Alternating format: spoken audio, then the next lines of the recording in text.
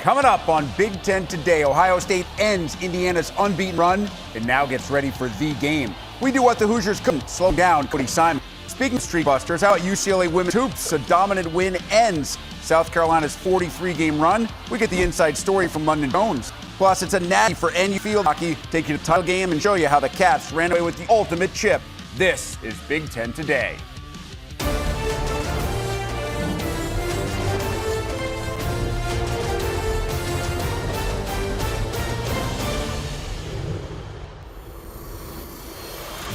With that, welcome to Inside this week opening edition of Big Ten Today, presented by Gatorade. Rick Pizzo, Howard Griffith alongside.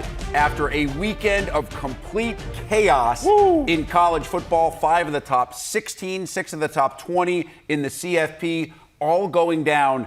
Committee has its work cut out on Tuesday night. Yes, they absolutely do. And one of the things, this is what we wanted and we'd expected. Things were going to play out. The season just needed to continue to progress. Now we're seeing what the committee actually can do and how much they are watching film. Let's welcome in the third member of our team, Yogi Roth. Yogi spent the weekend watching Caleb Johnson and Iowa run wild against Maryland. And knowing Yogi, I bet he took a quick flight home to get back to the West Coast to be local and watch USC knock off UCLA to become bowl eligible. Happy Monday, Yogi. Happy Monday. Thankful for you two on Thanksgiving week, of course. I'll tell you what, I got to see snow flurries for the first time throughout the D.C. area. I know you guys lived through that in Chicago over the weekend as well. And you're right. I landed by about mid-first quarter, watched the rest of the first half of the airport, raced home for the second half, and here we sit with really a phenomenal weekend in the rearview mirror. And I know we got so much to look forward in rivalry week in a bunch of schools and campuses this coming weekend. You know, I used to like Yogi, and then he talks about seeing snowflakes for the first time in like years, living out on the West Coast. Then he goes and plays in the sand. You know, it's rough. Just like the college football playoff rankings, opinions always allowed to change. Our big story flashes back to Saturday's clash in Columbus. Second-ranked Ohio State ending Indiana's unbeaten season with a 38-15 win. Buckeyes blew this one open with 24 unanswered starting late in the first half, and that Silver Bullet D shut down IU's explosive offense with 5 sacks and 8 tackles for loss, plus a first fumble. And linebacker Cody Simon had 2.5 of those sacks, 10 total tackles in the win over IU.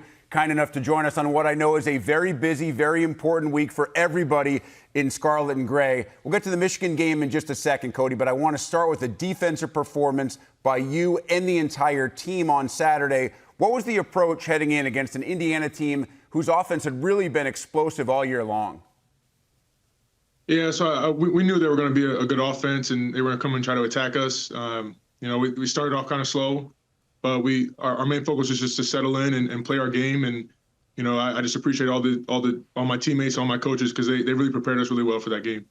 You mentioned the somewhat slow start. Indiana gets the perfect start. They force your offense 3 and out, then they march down the field and score. What was that conversation like on your sideline after they found the end zone early? It really was just to settle in. I mean, you can't really panic too much when you're in a game like that, because these teams are good. Like there's no bad teams out here. So when situations like that happen, you got to take the punches and then just line back up, put the ball back down, and keep playing. As a guy who's not just expected to be productive on the field, but also a leader off the field, how much of that is you and the other veterans on this team making sure that no matter what happens in that first 7-8 minutes, everybody realizes how much time is left in the football game? It's super important, and I appreciate Coach Day, because he really tries to hold the leaders accountable, and he wants us to be able to step up and be the voice and be the vision in the front. And I just appreciate all the coaches, because they give us that trust, and all my teammates, they trust us, and we just want to go out there and get the job done. Indiana's quarterback Curtis Rourke had stayed pretty clean all year long. How were you guys able to get so much pressure throughout the afternoon?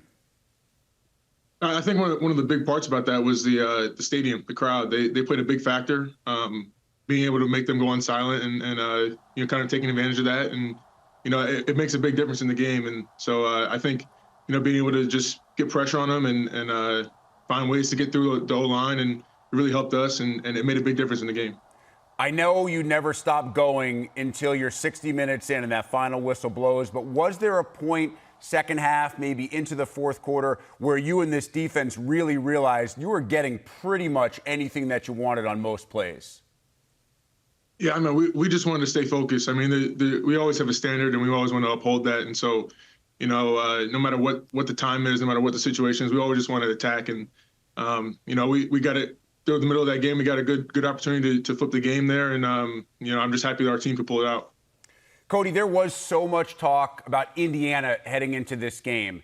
I think with Ohio State, it's a known, it's almost a given that you guys are going to get to this point, that late in the year there are going to be important, meaningful games. It was a different story for Indiana, and so a lot of the conversation was focused there.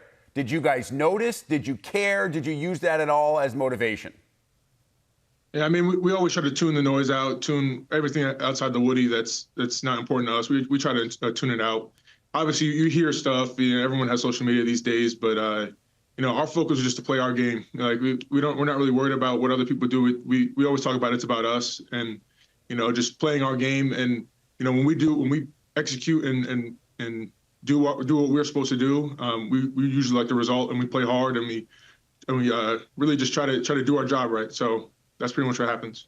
I know every game before the game is a little bit different, so I'm curious. How long did you celebrate the win over Indiana before you started to focus on the arch rival? It's we celebrate a little bit because it's you can't take top 5 wins for granted. But we all knew in the back of your mind, you always know like that game's coming. And I mean, for everybody, that's the reason you really come here. So, it was a short but sweet celebration, and then we know what's on to next, and we're just getting prepared now. I know this is probably almost an impossible question to answer, but what is the best way for someone who has been part of this rivalry as often as you have to describe what the week leading up to the Michigan game is like for a Buckeye? It's honest. I mean, yeah, it's hard to describe, but it really is surreal because it all happens so fast. I think the biggest thing to do is really to try to prepare like you prepared every other week.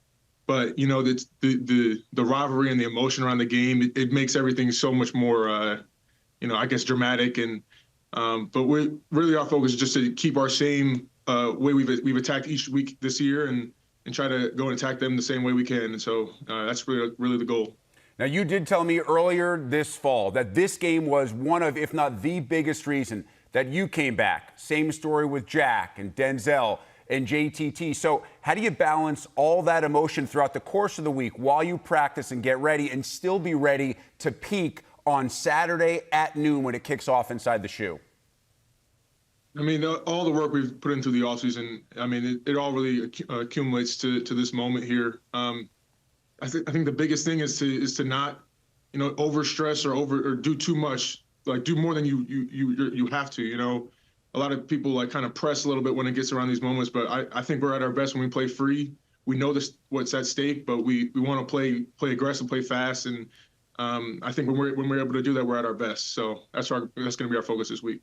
I asked about your leadership during the Indiana game. I'll ask about it this week as well. Captain, Block O. So what's your role this week, maybe more off the field than it is on the field, getting to Saturday afternoon? I think the biggest thing is the mentality. We have to go into this game to prepare for the most violent, most physical battle we've had all year. But just getting guys mentally ready for that fight. And, we know this game is so much tradition, so much emotion to it. So just be prepared for that when that moment comes, and just to take your shot and don't be afraid to make a play. So we'll finish here. What would it mean for you, for everybody on this team, especially the guys playing Michigan for a 4th straight year, to get those pants and to earn yourself a spot in both the title game and certainly in the college football playoff? It means everything. Like I can't really describe exactly what it is, but it's just it will be everything that we ever wanted, really, as a team. So that's our goal. We're going to push, do everything we can to achieve that goal, and we'll be ready for it. That one word, everything, it speaks absolute volumes for Cody Simon and the Buckeyes as they get set for the Michigan matchup at home this coming Saturday. Cody, as always, we truly appreciate the time. Wish you and the team the best of luck this weekend. Thank you, guys. Go Bucks.